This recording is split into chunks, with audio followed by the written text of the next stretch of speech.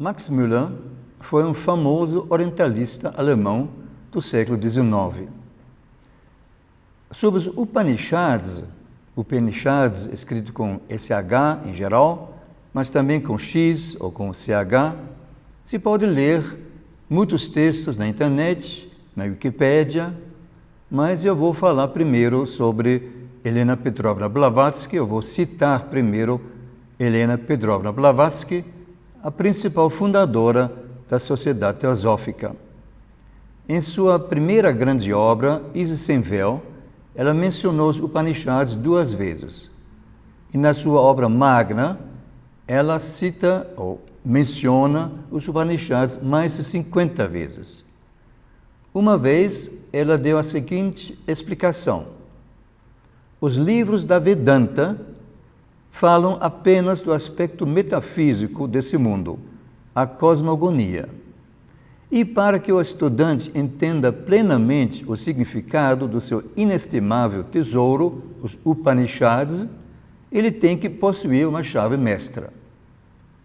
O nome Upanishads é geralmente traduzido como doutrina esotérica. Esses tratados fazem parte de Shruti, o conhecimento revelado, revelação em resumo, e geralmente estão ligados à parte brahmana dos Vedas, como sua terceira parte. Existem mais de 150 Upanishads, enumerados e conhecidos pelos orientalistas, segundo os quais os mais antigos foram escritos provavelmente cerca de 600 a.C., mas apenas um quinto desses textos é genuíno. Os Upanishads expõem o significado secreto e místico dos textos védicos. Eles falam da origem do universo, da natureza da deidade, do espírito e da alma, como também da conexão metafísica entre mente e matéria. Em poucas palavras, eles contêm o começo e o fim de todo conhecimento humano. Isso, Helena Petrovna Blavatsky, na doutrina secreta. A palavra Upanishad, Blavatsky, o HPB, diz que geralmente é traduzida como doutrina esotérica, mas ela mesma diz que ela significa a conquista da ignorância pela revelação do conhecimento espiritual secreto. Porém, em várias fontes consta que Upanishad significa estar sentado na frente e embaixo. E Max Müller explica o seguinte: Upanishad significa estar sentado, sad, embaixo, ni, perto, upa. E ele diz que isso traz a ideia de uma reunião de discípulos sentados perto de um instrutor para ouvir suas explicações. Porém, segundo Max Müller, tal significado se aplicaria a todos os textos dos Vedas, não somente aos Upanishads. E, segundo ele, de fato, Upanishad significa doutrina esotérica. Ele acrescenta: sem dúvida, eles tinham o objetivo de destruir ignorância e paixão. Estar sentado, em sânscrito, é sad. Mas por que se diz então Upanishad, e se escreve Upanishad com SH ou X ou CH? Porque, na verdade, a transliteração correta seria com um S com um pontinho embaixo. Isso se pronuncia mais ou menos Shad, como também nos nomes Krishna e Shiva. Esse S se diz que é retroflexo. HPB mencionou os Vedas, Brahmanas e Vedanta. Vamos ver sobre esses nomes, essas palavras, na Wikipédia, sobre Vedas. Denominam-se Vedas 4 obras compostas em um idioma chamado sânscrito védico. Inicialmente, os Vedas eram transmitidos apenas de forma oral. Até recentemente, aceitava-se que eles teriam sido elaborados por volta de 1500 a.C. Pode ser que sua composição tenha se iniciado por volta de 2000 a.C. ou mesmo antes. Os Vedas formam a base do extenso sistema de escrituras sagradas do hinduísmo, que representa a mais antiga literatura de qualquer língua indo-europeia. Indo-europeia, quer dizer, da Índia, também o persa e várias línguas europeias. Continua a Wikipédia. Os Vedas consistem de vários tipos de textos, todos datando dos tempos antigos. O núcleo é formado pelos mantras que representam hinos, orações, encantações, fórmulas, rituais, encantos, etc. Existem 4 Vedas: Rig Veda, Sama Veda, Yajurveda e Atharva Veda. Continua a Wikipédia. O Rig Veda contém a mais antiga parte dos textos e consiste de 128 hinos. O Sama Veda é mais um arranjo do Rig Veda para música. O Yajurveda dá orações sacrificiais e o Atharva Veda dá encantos, encantamentos e fórmulas mágicas. Esses 4 Vedas, na verdade, são chamados de Samhitas, que são hinos. A tradução de Samhita, mais ou menos, é hinos, que é o extrato mais antigo dos Vedas. Continua a Wikipédia. A próxima, menos antiga, categoria de textos são os Brahmanas, ou Brahmanas. Estes são textos rituais que descrevem em detalhes os sacrifícios nos quais os mantras eram usados, como também comentam o significado do ritual sacrificial. Os Brahmanas, ou Brahmanas, são associados com um dos Samhitas, ou seja, cada Brahmana está associado a um dos Samhitas. Depois vem os Aranyakas, que descrevem e discutem os rituais que são executados por aqueles Brahmanes, os sacerdotes, que se retiram nas florestas para se tornarem sannyasis, ascetas. Também cada um dos Aranyakas está associado a um dos Samhitas. Mas somente 8 Aranyakas estão preservados. Depois vem os Upanishads. Sobre os Upanishads, a Wikipédia diz: os Upanishads, parte dos Vedas, são textos sânscritos antigos que contêm alguns dos conceitos e ideias filosóficas centrais do hinduísmo. Os Upanishads são comumente referidos como Vedanta. A Vedanta foi interpretada como os últimos capítulos, as últimas partes do Veda, ou dos Vedas. Os conceitos de Brahman, realidade última, e Atman, alma, eu, são ideias centrais em todos os Upanishads. Existem mais de 200 Upanishads conhecidos, um dos quais, o Muktika Upanishad, contém uma lista de 108 Upanishads canônicos. O Muktika é o último desses 108. Todos os Upanishads estão associados a um dos 4 Samhitas: Rig Veda, Sama Veda, Yajurveda e Atharva Veda. A lista de 108 Upanishads do Muktika Upanishad agrupa os 13 primeiros como Mukya, ou Mukya, que são os mais importantes. Isso segundo a Wikipédia.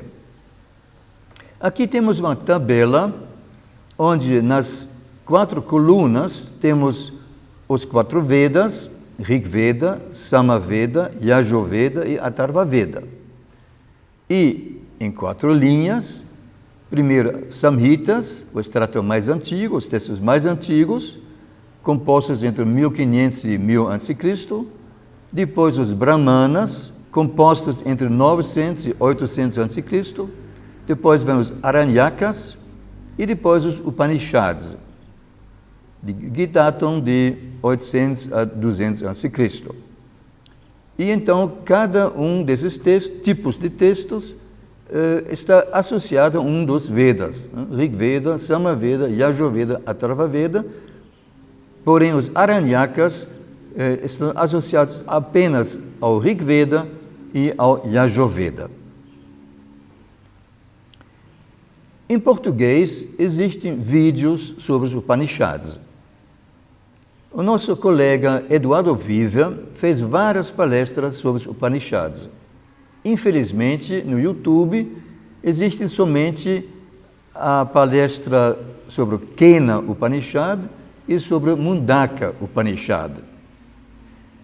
No YouTube também tem 2 palestras introdutórias de Carlos Eduardo Barbosa. E tem 6 vídeos apenas sobre o Kena Upanishad do Swami Sunirmalananda. Em inglês, tem no YouTube muitos vídeos, porém, considero que muitos são bastante fracos, até mesmo ruins. Mas tem uma boa apresentação em inglês, um indiano falando inglês, mas com legendas em português. Aqui é a primeira página desse vídeo. E livros em português?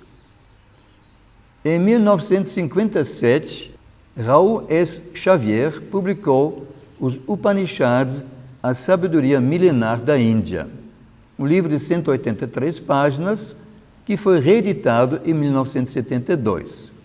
Eu coloquei aqui em vermelho porque eu não acessei, eu não li esse livro.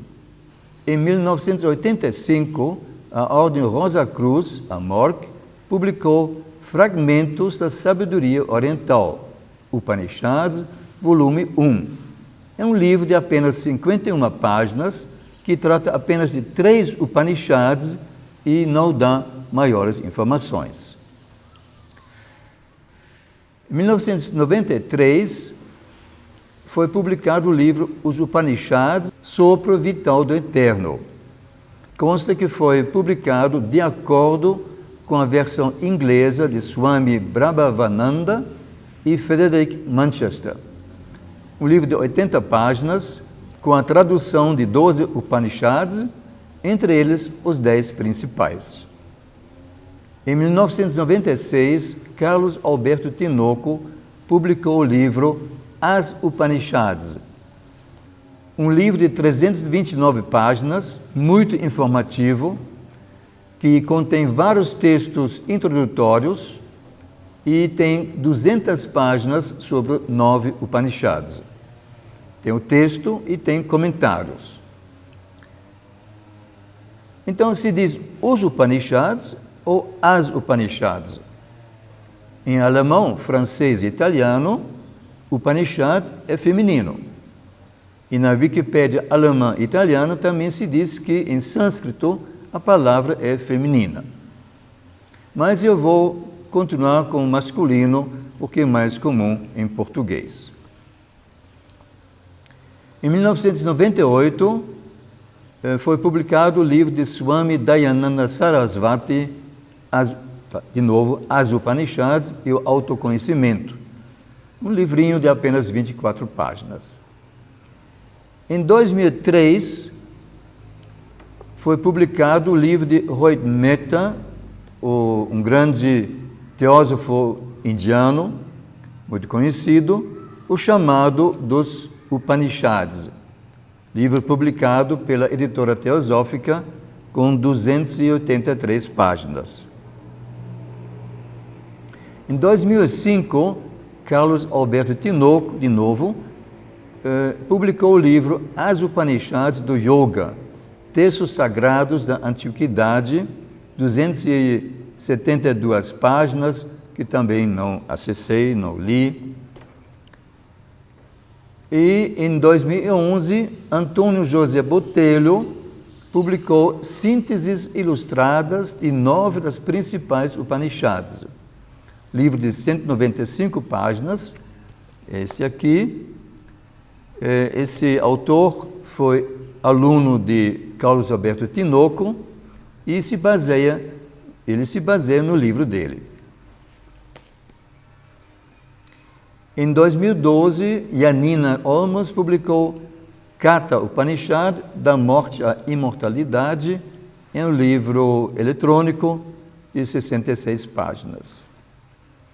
Em 2013, de novo, Carlos Alberto Tinoco, A Grande Upanishad da Floresta, 256 páginas. Também não li, não acessei. Em 2015, Osho, Os Upanishads, a essência de seus ensinamentos. Em cerca de 70 páginas, Osho fala sobre alguns poucos versículos de apenas 5 Upanishads. E Osho diz erroneamente que os Upanishads surgiram há cerca de 5.000 anos. Em 2015, também publicou Roberto de Andrade Martins, Mundaka Upanishad, O Conhecimento de Brahman e do Atman, 138 páginas, um livro que foi republicado, reeditado, em 2019. Em 2016, As Upanishads do Rig Veda, em português, um livro que está na internet, onde tem 10 Upanishads, mas não os principais.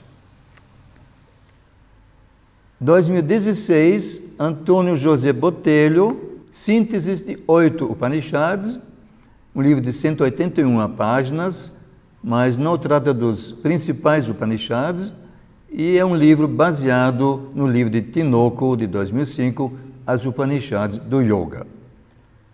2019, Azemit Orja, Mandukya Upanishad, com os Karikos, comentários, de Gandapada. Livro de 56 páginas, um livro eletrônico. E, finalmente, 2020, publicado no início do ano, Upanishads, os 12 textos fundamentais, textos clássicos indianos. Livro de 320 páginas, este aqui. A tradução e a introdução foi feita por Adriano Apriliano, que é doutor em letras pela USP, com ênfase em gramática sânscrita e filosofia da linguagem na Índia Antiga. Agora, as citações dos Upanishads, feitas pelos autores e também pelos palestrantes, se baseiam ou vêm de qual edição ou de qual tradução? Poucos dizem isso. Max Müller diz o seguinte: existiam várias edições dos textos em sânscrito, também dos comentários e das traduções. Shankaracharya, um grande filósofo hindu do século 8, 9 depois de Cristo, possuía manuscritos que hoje não existem mais. Os mais antigos manuscritos existentes são do ano 1000 depois de Cristo. Ele diz que ele mesmo se baseou na chamada Chambers Collection de Londres. Falei das edições em sânscrito, mas e as traduções do sânscrito para outras línguas? E em que tradução se baseia o autor ou o palestrante? Qual tradução está sendo citada? Também poucos dizem isso. Carlos Alberto Tinoco, no seu livro As Upanishads, diz: apresentamos 9 das mais importantes Upanishads. O critério usado para a versão final foi a comparação entre si de 2 ou mais traduções inglesas e portuguesas. Ou seja, ele também não deixa claro em qual tradução ele se baseia, ou qual ele cita. Mas o Adriano Apriliano, no livro Upanishads, os 12 textos fundamentais, diz o seguinte: baseio-me no texto sânscrito, tal como editado por Patrick Olivelle, de 1998. Olivelle também traduziu o texto para o inglês. Recorri frequentemente à sua tradução e a seu vasto e erudito aparato de notas. Ou seja, aí fica mais claro em que ele se baseia.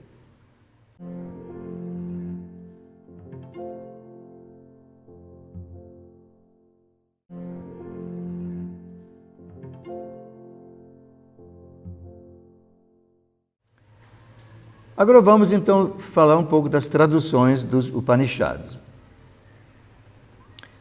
Segundo a Wikipédia, mais uma vez, a primeira tradução de alguns Upanishads foi feita para o persa no século XVI, durante o reinado do imperador mogol e muçulmano Akbar o Grande, na Índia. Seu bisneto, o sultão Mohammed Dara Shikoh, mandou organizar em 1656 uma coleção de textos na qual havia também a tradução persa de 50 Upanishads. Essa coleção de 50 Upanishads foi traduzida por um orientalista francês, Anquetil Duperron, para o latim. É com essa tradução, de 1801-1802, que os estudiosos europeus tomaram conhecimento dos Upanishads. Um orientalista e tradutor alemão, Paul Deussen, afirmou mais tarde que o tradutor persa tinha tomado muitas liberdades e, às vezes, havia mudado o sentido. Assim, evidentemente, a tradução para o latim também não podia ser muito correta. Além disso, ela era muito complicada. A primeira tradução do sânscrito para o inglês, de um dos Upanishads, foi feita em 1805 por Colebrooke. A primeira tradução para o alemão apareceu em 1832 e uma tradução de vários Upanishads para o inglês em 1853. Mas foi nas edições de 1879 e 84, com as traduções para o inglês de Max Müller, que pela primeira vez foram incluídos os 12 principais Upanishads. Posteriormente, evidentemente, foram feitas outras traduções, algumas importantes, por exemplo, desse Paul Deussen, de 1897, 60 Upanishads para o alemão, e de Patrick Olivelle, em 1992, 32 Upanishads para o inglês. Inclusive, ele ganhou um prêmio por essa tradução. Agora, por que existem diversas traduções da mesma obra? Sabe-se que muitas obras literárias, grandes obras literárias, são traduzidas várias vezes, como também a Bíblia, a Bhagavad Gita, etc. Essas variações podem ser causadas pela vontade do tradutor de dar um certo estilo, de escrever um certo estilo, ou seja, antiquado, mais perto do original, ou moderno, ou fazer uma tradução livre. Mas também o conteúdo pode mudar, o sentido, o significado. Mas como o conteúdo pode mudar? Isso por causa, principalmente, da polissemia, ou seja, do fato de que muitas palavras têm vários significados. Um exemplo, o lema da Sociedade Teosófica é "Não há religião superior à verdade". É uma tradução do sânscrito Satyat Nasti Paro Dharma. Mas Dharma significa não somente religião, como também lei, justiça, dever, piedade, virtude, mérito, condição, doutrina, credo, código, etc., etc., segundo o glossário teosófico. Um outro exemplo, Atman, também segundo o glossário teosófico, significa espírito universal, mônada divina, eu superior, natureza, caráter, essência, vida, alento, coração, alma, mente, inteligência, pensamento, etc. Como saber se determinada tradução é correta? Vamos agora passar para Max Müller. Blavatsky, HPB, o menciona mais de 50 vezes em Isis Sem Véu e mais de 60 vezes na Doutrina Secreta. Ela o chama de eminente filólogo, incansável estudioso, o erudito e sóbrio Max Müller, homem de imensa e rara erudição, um cientista tão digno de nossa admiração por seu saber. Esse filólogo muitíssimo erudito, um estudioso tão profundo da mitologia comparada, uma das maiores autoridades europeias, na área dele, claro, líder dos líderes das questões filológicas e cronológicas. Então, quem foi Max Müller? Ele nasceu em 1823, na Alemanha, com o nome de Friedrich Max Müller. Na juventude, ele se interessou por música e poesia, mas na universidade ele estudou filologia e ele fez seu doutorado em 1843, ou seja, aos 20 anos, sobre a ética em Spinoza. Ele aprendeu inglês, francês, grego, latim, árabe, persa e sânscrito. Em 1844, estudou em Berlim com o professor Schelling, para quem começou a traduzir os Upanishads. No ano seguinte, ele foi para Paris e estudou sânscrito com o professor Eugène Burnouf, que também é citado várias vezes por Blavatsky, e que o incentivou a publicar o Rig Veda em sânscrito. Em 1846, ele se mudou para a Inglaterra e, a partir daí, escreveu quase tudo em inglês e depois se naturalizou inglês. De 1849 a 74, ele editou o Rig Veda Samhita. Em 1868, foi criada a Cátedra de Ciência da Religião, na Universidade de Oxford, e ele foi chamado para ser o primeiro titular. E assim ele se tornou o fundador da religião comparada. Em 1869, ele publicou o primeiro volume da tradução para o inglês do Rig Veda Samhita. E de 79 a 96, ele editou 41 volumes de traduções dos livros sagrados do Oriente. Essa série é chamada de The Sacred Books of the East. Ele mesmo traduziu 3 volumes e colaborou na tradução de 3 outros. Ele também escreveu livros em inglês sobre a Índia, por exemplo, a Índia, o que ela pode nos ensinar, e os 6 sistemas da filosofia indiana. E ele publicou muitos artigos e deu muitas palestras.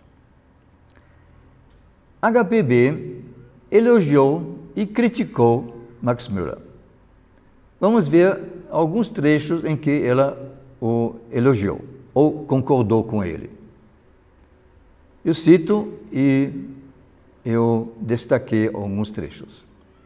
Este eu, que os filósofos gregos chamaram de algo eides, o ser brilhante, é impressionante e belamente descrito em Veda, o texto Veda, de Max Müller, mostrando que o Veda, os Vedas, é o primeiro livro das nações arianas. O professor acrescenta que, aqui ela cita ele, temos nele um período de vida intelectual do homem que não tem paralelo em nenhuma outra parte do mundo. Os homens brigam por causa da religião na terra. No céu descobrirão que existe apenas uma religião verdadeira, a adoração ao Espírito de Deus. Citação de Max Müller, e ela acrescenta, em outras palavras, não há religião ou lei superior à verdade. Outro trecho, não existe nação no mundo na qual o sentimento de devoção ou de misticismo religioso seja mais desenvolvido e proeminente do que no povo hindu.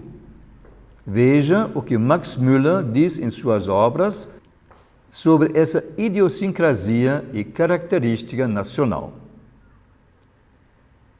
A mente ariana hindu, aquela que é declarada pelo professor Max Müller como sendo a mais espiritual e mais mística do mundo. Outro trecho. Começaremos com os antigos mistérios, cujo estado mental e intelectual o professor Max Müller descreveu com uma mão tão magistral. Outro trecho. A Índia é o berço da aritmética e da matemática, como o capítulo Our Figures, in Chips from a German Workshop, fragmentos de um workshop alemão, do professor Max Müller, mostra sem sombra de dúvida. Mas Blavatsky o criticou muito mais do que elogiou. Então vamos ver algumas críticas. Algumas poucas apenas. O professor Müller e o francês Jacoliot podem ter grandes pretensões de erudição e estar familiarizados com o sânscrito e outras línguas orientais antigas. Mas a ambos falta a chave para os 1001 mistérios da antiga doutrina secreta e de sua filosofia. É curioso que o professor Max Müller, um estudioso tão profundo da mitologia comparada, tenha dito dos Prajapatis e deuses hindus que eles são máscaras sem atores. E ela fala das teorias favoritas do Sr. Max Müller, isto é, que a escrita não era conhecida na Índia, mesmo nos dias de Panini.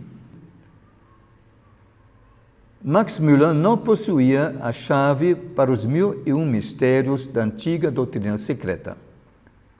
Mas era culpa dele? Não era culpa dele. O fato é que ele foi o maior orientalista da época. Ele divulgou os textos sagrados orientais no Ocidente. Ele fez um trabalho incrível. Editou 41 volumes de traduções dos textos orientais. Ele mesmo traduziu o Rig Veda Samhita e muitos Upanishads. E ele publicou livros, artigos, deu palestras sobre os textos antigos e sobre a Índia. Na sua introdução à série Textos Sagrados do Oriente, uma introdução de 46 páginas, ele fez a seguinte advertência. Esses textos podem parecer estranhos para os ocidentais, na época. Vários trechos podem parecer sem sentido, ininteligíveis ou desinteressantes. E sobre as traduções, ele diz: quão perigoso é generalizar, mesmo onde existem traduções completas de certos livros sagrados. É muito mais fácil interpretar mal, ou mesmo entender totalmente errado uma tradução do que a original. Por outro lado, não se deve supor, porque numa tradução uma frase ou um capítulo inteiro parece à primeira vista ininteligível, que eles estejam realmente desprovidos de qualquer significado. Ele fala da dificuldade da tradução. Desejo apenas advertir o leitor, mais uma vez, a não esperar demais de uma tradução e ter em mente que, mesmo que seja fácil traduzir palavra por palavra, é difícil e até mesmo, às vezes, impossível traduzir o pensamento. E depois ele fala em 8 páginas sobre a tradução da palavra Atman. E ele explica porque ele escolheu a palavra self em inglês, que geralmente é traduzido por eu, com letra maiúscula, ou ser, também com letra maiúscula. Na introdução de 30 páginas aos 2 volumes dos Upanishads que ele traduziu, ele trata em 5 capítulos, primeiro das primeiras traduções sânscrito-persa e persa-latim, e da recepção pelo filósofo alemão Schopenhauer. Depois fala da posição dos Upanishads na literatura védica. Num terceiro item fala do tratamento crítico do texto dos Upanishads. Aí ele faz observações detalhadas sobre os textos traduzidos por outros. Ele diz: no que diz respeito a uma restauração crítica do texto dos Upanishads, raramente confiei na autoridade dos novos manuscritos. Me esforcei para seguir aquele texto que é pressuposto pelos comentários, ou seja, o texto que foi comentado nos comentários, sejam eles o trabalho do velho Shankaracharya, ou do mais moderno Shankarananda, ou de Sayawa, ou outros. Depois ele fala do significado da palavra Upanishad, que nós já vimos, e depois comenta trabalhos sobre os Upanishads que já existiam na época dele. Agora, essa palestra tem 3 temas: Upanishads, Max Müller e traduções. Já vimos uma parte sobre traduções. Agora, eu vou mostrar várias traduções de alguns trechos do Mundaka Upanishad. O Mundaka Upanishad, na verdade, são 3 mundakas. E cada mundaka tem 2 partes, subdivididas em 9 a 11 versículos. Assim, por exemplo, a gente fala 2.1.9. É o segundo mundaka, primeira parte, 9º versículo. O Mundaka Upanishad tem 61 versículos. Rohit Mehta, que mencionei, e Eduardo Vive citam e interpretam alguns versículos. Mehta 18, Vive 19. Somente 8 coincidem. Eu não vou interpretar, vou apenas mostrar as diferenças de tradução. Escolhi 19 versículos, copiei as traduções de Max Müller, mas na verdade eu traduzi do inglês para o português, do Paul Deussen, que traduzi do alemão para o português, Rohit Mehta, Carlos Alberto Tinoco, Swami Bravavananda e Adriano Apriliano. E diferencio com cores diferentes.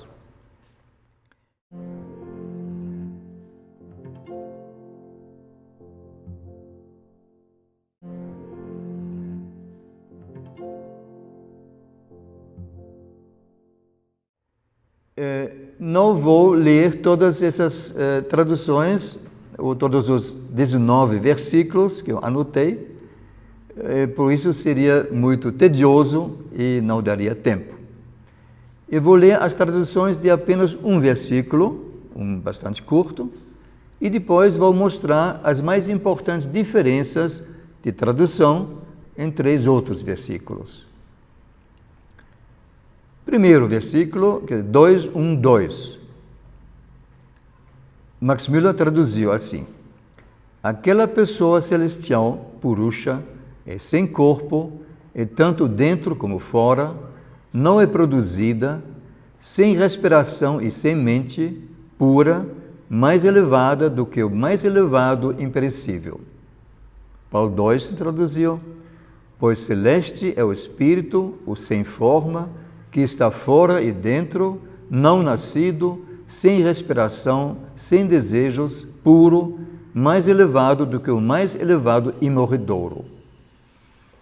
O Swami traduziu: dotado de luz própria é esse ser, e não possui forma.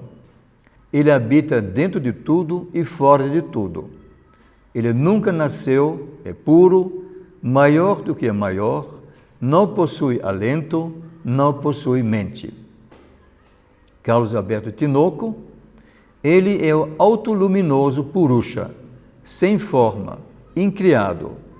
Ele é vazio de prana, vazio de mente, puro, tão imperecível quanto o imperecível Brahman. Rohit Metta é Purusha autoluminoso e sem forma, incriado, existente fora e dentro.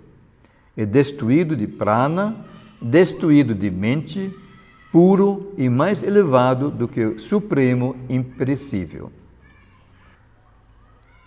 E Adriano Apriliano, a pessoa é divina e incorpórea, está dentro, está fora e não nascida, sem alento, sem mente e luminosa, mais além do mais distante imperecível. Agora, então, trechos de 3 versículos com tradução bastante diferente. Um trecho do versículo 129. Max Müller traduziu: crianças, quando tiverem vivido na ignorância durante muito tempo, se consideram felizes. Paul Deussen: contorcendo-se na ignorância de muitas maneiras, os tolos imaginam que alcançaram a realização de seus desejos.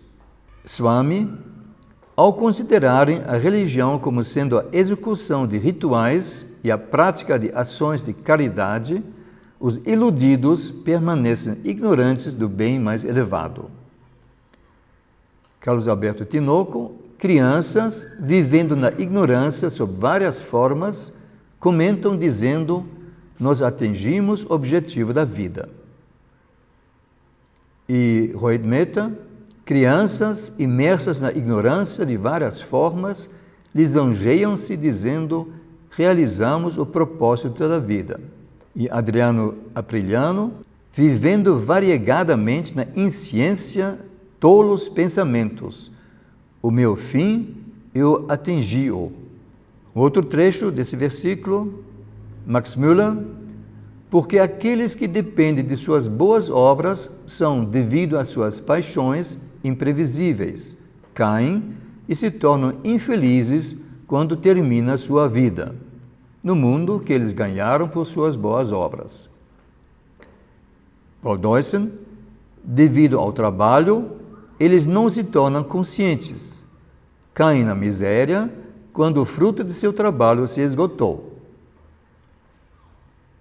O Swami: após aproveitar no céu a recompensa das suas boas ações, eles penetram novamente no mundo dos mortais.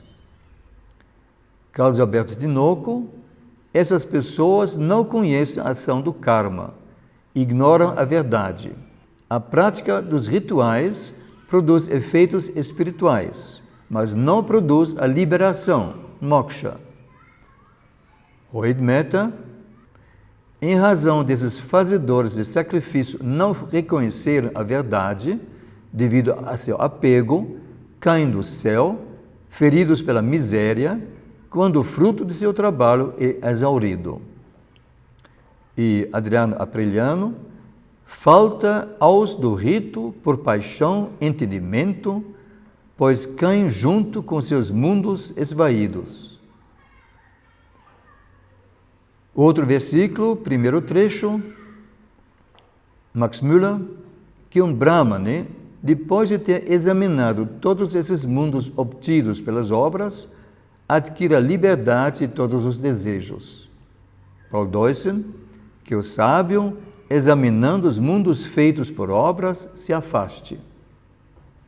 O Swami: que o homem dedicado à vida espiritual examine cuidadosamente a natureza efêmera de tal prazer, seja aqui ou no além, como pode ser obtido através de boas ações, e perceba, assim, que não é pelas ações que se ganha o eterno, que não dê atenção às coisas transitórias, e sim que, absorto na meditação, renuncie ao mundo. Carlos Alberto Tinoco: o Brahmane, após examinar todos esses mundos que são adquiridos pelo trabalho, liberta-se dos desejos. Adriano Apriliano: ao ver que os mundos são do rito obra, o Brahmane avesso torna-se. O não feito pelo feito não é possível. Outro trecho, que ele, para entender isso, pegue combustível em suas mãos e se aproxime de um guru que seja letrado e more inteiramente em Brahman. Max Müller.